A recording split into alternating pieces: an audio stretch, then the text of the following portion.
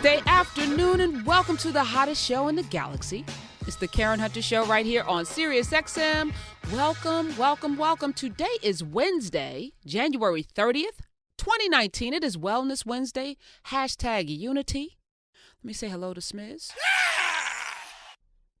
That's it. Truth in the universe and family. How y'all?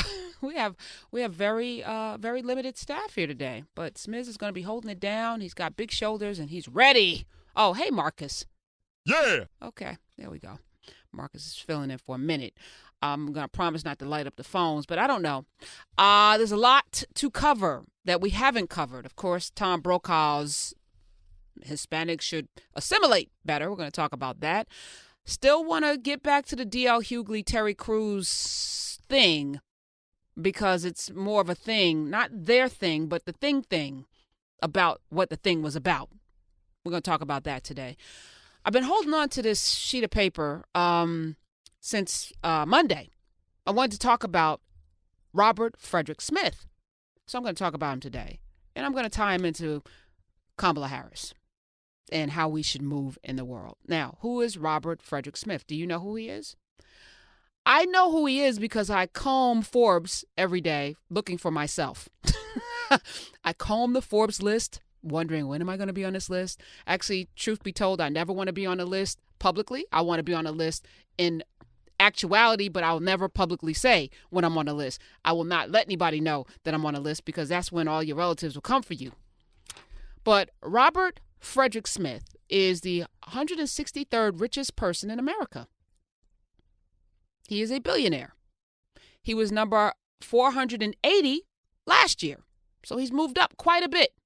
His net worth is $4.4 billion, and he is the wealthiest African American in the world, the wealthiest. He surpassed Oprah. I talked about him briefly, but I want to talk about how he got there because I don't think anybody was checking for him. He wasn't on the cover of Jet and Ebony. He wasn't ever written about with any great fanfare in any of the black news outlets. I don't remember him being interviewed anywhere. There on BET, he wasn't honored. He doesn't have an NAACP Image Award. Nope, just quietly went from number 480 to 163, $4.4 billion, and nobody was checking for him. I like that a lot. And what it also says, for those who want to question his blackness, I want to do that because, we get into these things like, is he black enough? I don't know. Is he really black? Is he black? Fourth generation from Colorado. His parents are both PhD doctors. They're doctors. His mother is Sylvia Mima Smith, and his father's William Robert Smith. Both PhDs, both school teachers. When he was an infant, his mother actually carried him in her belly to the March on Washington. He was in her womb when she went to the March on Washington to see Dr. Martin Luther King deliver the great I Have a Dream speech. We all know it. Robert Frederick Smith was in the womb. In high school, he applied for an internship at Bell Labs, but was told the program was intended for college students. But he persisted. He called Bell Labs every single day until they were like, okay, damn it, this kid's persistent. He went to MIT and developed a reliability test for semiconductors while in college. He then went on to Cornell. He became a chemical engineer. That's what he studied, engineering. He was a chemical engineer at Goodyear Tire, at Kraft General Foods. He earned 2 U.S. patents, 2 European patents.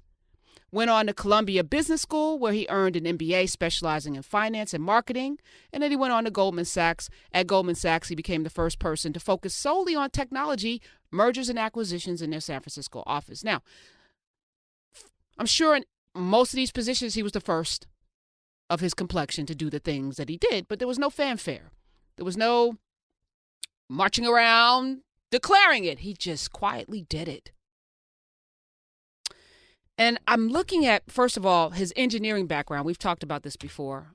Shout out to Elijah Coles Brown, another budding engineer. But engineers are, and I want to encourage people, if you have children, who have an appetite for math and science, steer them into engineering, because it appears that engineering, people who study engineering, become some of the greatest architects of wealth building that we've ever seen. This guy, engineer, 2 patents, quietly, I didn't even know this. Chemical engineer, also part of the Alpha Phi Alpha fraternity. That's kind of really black. A Phi A. All right. Alpha. He's an alpha. I bring him up because there's a lot of conversation around a person's blackness and what it means to be black. And I think, we talk about that in our community. There's a particular way that we expect people to behave or to act or to move that we then say legitimizes their blackness. And we often talk about snatching people's black cards. I do too. I've been trolling Jason Johnson because he can't play spades. I believe not being able to play spades, you deserve to get your black card snatched. I'm joking, though. I'm joking because the truth of the matter is that there are many different ways to show up in this world black. The best way to show up black is to just be black and do great things. That's the best black way to show up. Just be excellent at what you do. You don't have to beat your chest. You don't have to run around talking about how black you are and that you're the blackest person to ever do this black thing. And just be like Robert Frederick Smith. Born December 1st, 1962. He's not even that old. Out there doing these things. I look at his resume and I say, man, how come I never heard of him? And I think the fact that I haven't heard of him is because he was out there doing the work. There are a lot of people that run their mouths and do a lot of things that you see, but aren't really doing much, but running their mouths and doing a lot of things out front. I think the real work is like icebergs, right? The real work is done underneath the surface of the water. And I wish more of us moved that way. Now, I'm going to juxtapose it to the way Kamala Harris is being treated and how many of you, and I've been listening not just to these airwaves, but all over the Twitter sphere and every place else about the distrust and her record and her white husband and all of these other things that boil down to several questions that I think we need to ask today. So when Lurie Favors gets here, we're going to kind of suss this out. We're going to hash this out. And I want to ask the audience, number one, is there a way to be black? And is there a way not to be black? Because here's what I want to say. You can have all the vernacular, the handshakes, the gestures, being part of all of the different organizations out there and know how to oop and squee wee and ooh woof and all of these other things and still do not one thing to help progress the black agenda. You could be the coolest, downest ass person in the world. Know everything, wear, patch your weave, all of that stuff, and not do one thing in your personal life or collectively to move the agenda of black people forward. You can be great, somebody I want to hang out with, have great parties, have great conventions. We can all show up to your conventions. We can sing and hold hands and sing, "We Shall Overcome" together and know the third verse of that song. And not have anything on your resume or any receipts that have shown anything that you've done to progress black people. And that has to be our litmus test when judging or assessing somebody's candidacy or leadership, whether we're talking about civil rights organizations or political candidacies. Are you a person that has receipts in progressing black agendas? Now, the question is, what's a black agenda? And that's where I think we get confused. And we're going to have that discussion today. But I'm going to open up the phones, 866-801-8255. 3 things that needs to be on any questionnaire when we are assessing or interviewing black leaders or national leaders, political national leaders, who we want to vote for. What are the 3 things that we need to have happen in our community? I want to hear from you, because if you haven't thought this through, your opinions about somebody matter not. If you don't have an actionable list of things that you want to see accomplished. Now, throwing a good chicken dinner should not be on that list. Throwing a bomb-ass party with great line dancing and, woo, I had a good time afterwards, but there were no jobs being divvied out. There were no businesses being erected from these conferences and meetings. We have these same conferences every single year. You know what they are. Some of you have been to every single one every single year for the last 10 years. And there hasn't been one thing accomplished at these conferences other than, wow, that was a great speech. Man, they sounded good. Woo, I felt good after that. What happened when we went back home? Nothing, because there was no action plan. Even if action is in the name of the organization. Yep. 866-801-8255. So you got to ask yourself, and it's real easy. You know, it's real easy to hold things up to the light, but maybe we haven't had the right conversation about what leadership looks like, what advocacy looks like, what kind of receipts we need to see that go beyond our emotions. Maybe we haven't been taught that. And I'm going to, say maybe that's the case. So let's do some of that work here. 866-801-8255. Never heard of Robert Frederick Smith before I went on Forbes and read up about him. Clearly might be one of the most powerful black men in the world that we don't know about. And that's okay, because this man is doing things. Now, maybe not directly, but indirectly, the work of Robert Frederick Smith impacts the black community. I'll guarantee you he has a fund. We were just talking about that yesterday. Private equity, Vista Equity Partners. I bet he invests in some things that might dramatically impact your community. Do you even know what he invests in? I'm going to start drilling in, and I'm going to actually reach out and try to interview him. I want to know. But we're going to ask some questions of Kamala, Elizabeth, Joe, if Corey gets in, Beto gets in. Who else just jumped? Some mayor just jumped in. Andrew Yang. Whoever's running, we have some questions to ask. So let me welcome to the show somebody who's going to help us form the questions that need to be asked. She is known to the world as Afro State of Mind. She is she's a racial justice attorney, general counsel at the Center for Law and Social Justice at Medgar Evers College. She's my Wednesday co-host because it's all about wellness here. Lurie Daniel Favors. Hey, Karen. How you doing?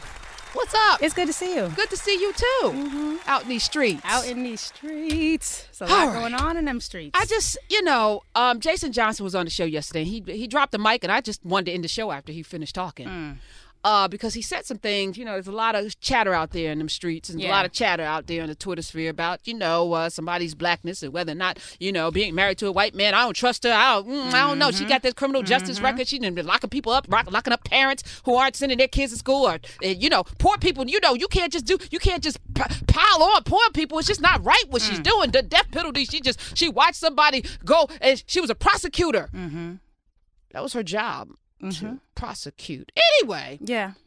But Jason said, for those of you who are already inclined to not like her for various reasons, maybe she's too cute. Maybe you don't like the way she looks because it makes you feel bad about yourself, your facial challenges.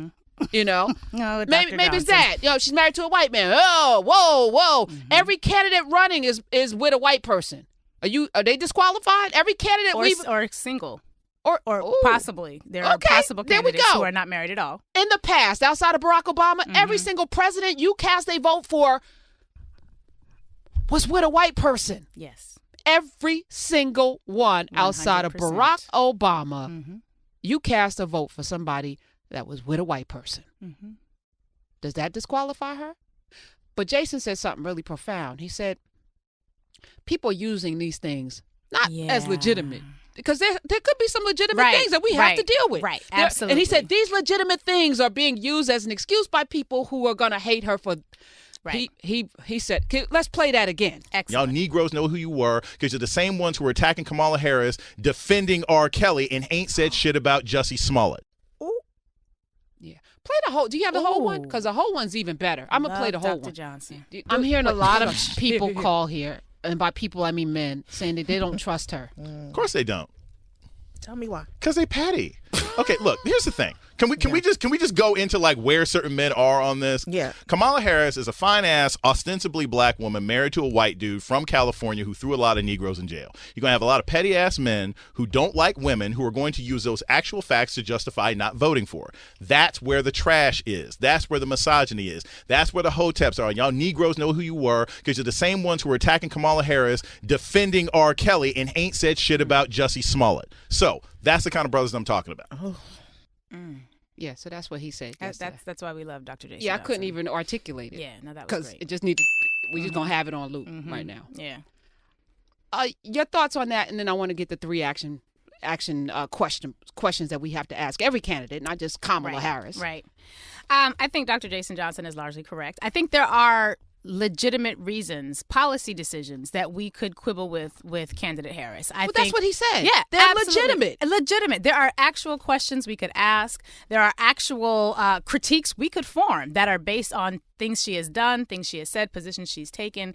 But a lot of that is getting lost in what some of the more phenomenal Black female scholars have coined misogynoir. And I can't remember the name of the sister who actually coined that term.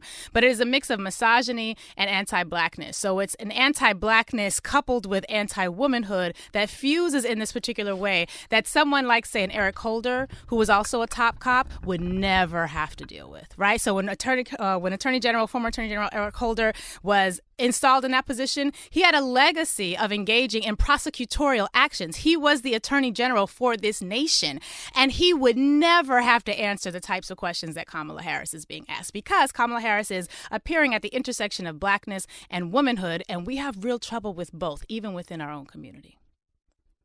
Is it over? So as I sit here every day, and individually, I think all of us need work. Absolutely, we need to do work. As I challenge my mores and my ideals and the things, because you have to do that, I think, daily. Like, Yes. why do I think this? As a group, there's so much that has to be challenged. How do we do that? And how do we get through the anger and the hurt? Because that's usually the comeback, is somebody wants to, get in their feelings about it, call up and yell and scream about how I'm wrong, and you just hate blah, blah, blah, and all this stuff. And it's like, no, there are things we have to work through. Yeah. And we have to determine, am I doing this because I've been indoctrinated with white supremacy? Am I doing this because I've been taught to hate myself and those in my group? Am I doing this because I legitimately have questions, but do I have these questions of all the other candidates? And if I don't, then let me circle back and ask myself, why am I feeling this way about her? Why can't I trust her? Right. And I think we have to, for some of us, have to do a little bit more unpacking, right? Because the idea of a woman in leadership is something that's very troublesome to many people in our community. We have many Black women who will not sit under a woman pastor in a religious space. We have many Black people who will follow the word of God until it comes out of the mouth of a woman. So before we can even get to will we vote for her, we have to really ask ourselves, what are some of the inbred beliefs that I have about women and leadership? Where do those come from, and how are they blocking me from even seeing her as having the capacity for leadership? There was a New York Times article that they spoke with a number of Black voters, and a number of Black men were saying she's not aggressive enough, which is always curious to me that a Black woman who has jailed many people, she has arisen. Which is it? Curious that she's not aggressive enough and she's overly aggressive and overly punitive. So we really need to unpack that, because we are, one, missing out on a phenomenal aspect of leadership that our community desperately needs. We are, two, denying ourselves the fact that Black women are often at the forefront of any revolutionary movement, any backbone movement, any movement that requires Black people to move from A to B is not moving there unless Black women do it. I even mean your church, which most of our pastors can't even find a cup of tea without the women's board coming online to help out, right? So we just have to be clear. We are used to Black women being in subservient positions, doing the hard work, while men in the community typically take lower. And this is not about a man-woman. This is about analyzing how gender dynamics plays out in a racialized context for our people. So please don't call up and say it's all anti-men. That's not what it is. But we can have a rational assessment, a critical assessment of how gender has shaped who we determine to be leaders and how gender blocks those from being leaders.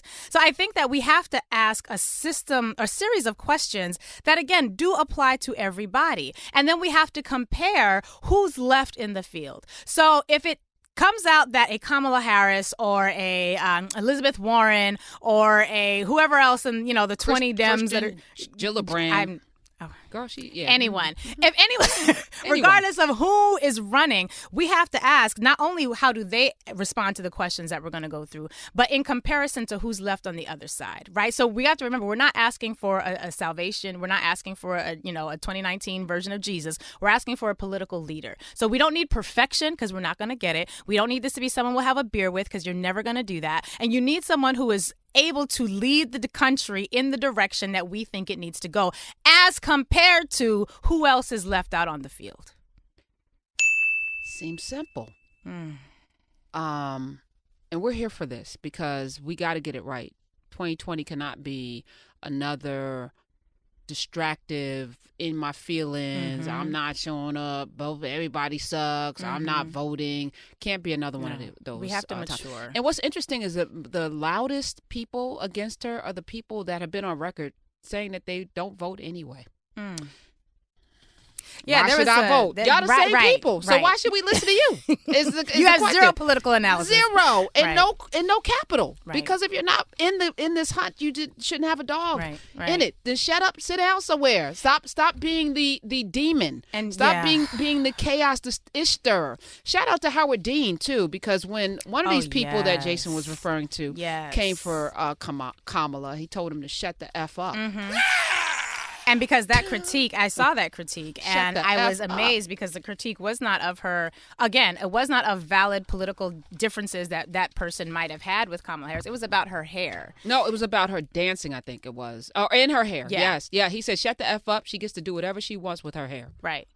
Now that a white man had to tell a very prominent, a very prolific black man that criticizing this black woman's hair, specifically her edges, right, was an inappropriate way to approach political discourse and exchange, I think was phenomenal. And I think it's really empowering to realize that we can clap back, we can have that type of exchange, but that at the bottom line, there has to be, and I'm almost kicking myself because I have legitimate political or policy concerns about Kamala Harris. And we should have. We're gonna have a conversation about that today. However, I defend her right to exist in a black female body and be able to engage as any other candidate should be able to engage. So that I feel like I have to almost defend her from the hotepery that's out there that is coming for her on invalid, misogynistic, misogynoir bases. And I feel like I'm almost doing so much defending, I can't even get to the policy issues. So I think we have to be careful. It does make it tough. It right? does. Because then you want to double down on something that, like,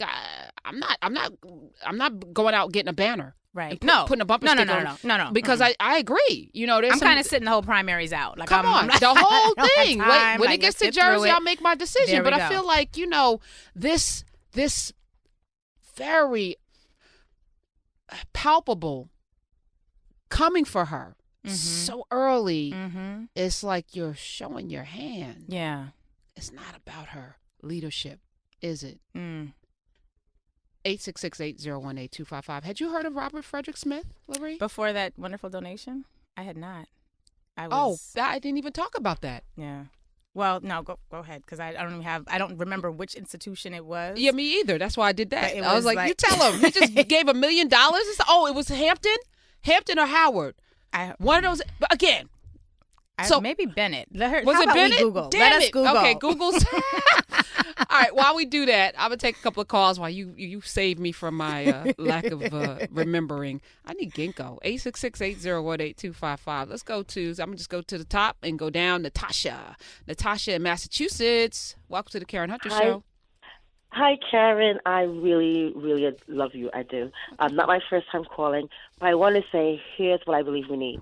We need candidates that's going to talk about education, the disparity of education within our communities across the states. We need someone that's going to care about black health within our youth and also our adults, and the infrastructure, just the way some of our communities are set up, how we maintain oppression. I just truly, truly feel, being a social worker and a clinician in the community, is that if you want to change what happens in America, you've got to work in the education system.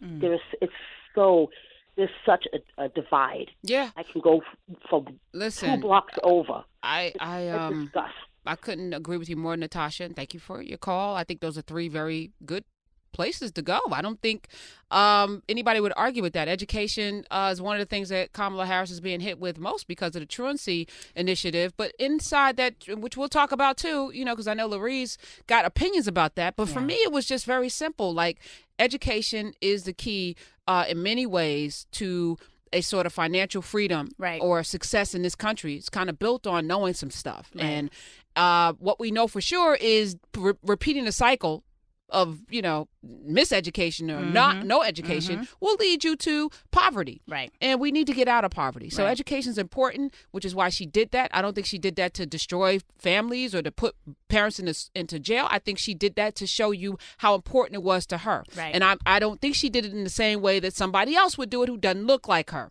I don't think she hates black people. Right. And we have to ask, what was the community at that time demanding? Because a lot of times we talk about things like the crime bill, right? Like the late 80s, early 90s crime bill that, Biden gets a lot of flack for, as he should. But we forget that there was a lot of black leadership. The Congressional Black Caucus was said, calling for we like crime. this. We like this They crime voted bill. for it. Because crack was ravaging the community. Heroin was ravaging the community. There was a cry out for equitable, I'm putting that in air quotes, equitable policing in black communities from a lot of black leadership. So, we have to critique with an eye towards what was that community demanding? What were the results? Were there massive amounts of children who were in jail, who were jailed behind the truancy bill? Was it really a carrot versus stick situation that she described in the video clip that's been circulating? But I think that we just have to, as it pertains to education, yes, there can be a punitive aspect. I'm also interested in what are they thinking about in terms of education curriculum policy. What are they thinking? So it's not just for me, not just did she have a truancy bill, but was there a truancy bill coupled with anything else? Yeah, no, it was. It had right. like not just parenting things, but resources were set up Exactly. to help. So let's have an intelligent conversation about it. Let's not have a knee-jerk, I heard somebody say something that who doesn't vote anyway. Right. Like I heard somebody call up and say she's for the death penalty, and she is not for the death penalty. Right. She's taken a lot of flack for not being for the death penalty, but this person was felt so right and adamant in their opinions that they weren't even hearing you say, no, actually, that's not actually what she stands for. So I think that we have to be very clear that there's already a lot of emotion. I've seen the bots come out already on social media. I had a bot that was non-black identified that gave me an 8-tweet thread about why I should be against Kamala Harris. Instantly, I'm like, well, that type of... So that kind of organization is not something that we're known for. Yeah, exactly. So we just have to be clear. There is an attack on her. There may be legitimate policy reasons, things that we can discuss, but ain't nobody discussing them with any other candidate, which makes me instantly suspect. What are they afraid of? Health, which Natasha pointed out, African Americans face greater risk of Alzheimer's. We were talking about B. Smith yesterday. This report just came out. 1 in 10 over the age of 65, according to the Alzheimer's Association, but African Americans disproportionately impacted. Damn. Well, we're disproportionately impacted in every area. In everything. And in the Gatsby clapback, where he said, black women need to be more concerned about their health and their all of this stuff. Not their health, like their, what did he say? Their diabetes. And he just but there is a connection to diet and exercise and all of that, and Alzheimer's and heart disease and diabetes. Like it's Wellness Wednesday. Let's get our lives, y'all. He's not wrong. No. He should. About that, how we phrase things matters. Yeah, but this study is chilling. Yeah. Yes, healthcare has to be important. How healthcare? She's already kind of come back from getting rid of all insurance companies or whatever. Right. But it has to be on the table. Yeah. And again, we're not looking for a sister girl or a friend or a mama or a queen. We're looking for somebody who's going to lead and do the things we tell them to do because they work for us in infrastructure. That's right. Not another Flint, Michigan. Not another Newark. Not another Detroit. No more. No more. Yes, infrastructure has to be on the table. Water, all of that. Right. We're going to talk about this when we come back. We've got a line full of people. I got Yvette Nicole, you got thoughts? You will have plenty of runway. We have a hot show today. Yvette Nicole Brown will be joining us later on. We're going to be, of course, talking about it's Wellness Wednesday. Farm Girl in the City. It's a book that's out. I'm going to give away a book in the next hour of food and love. I don't know.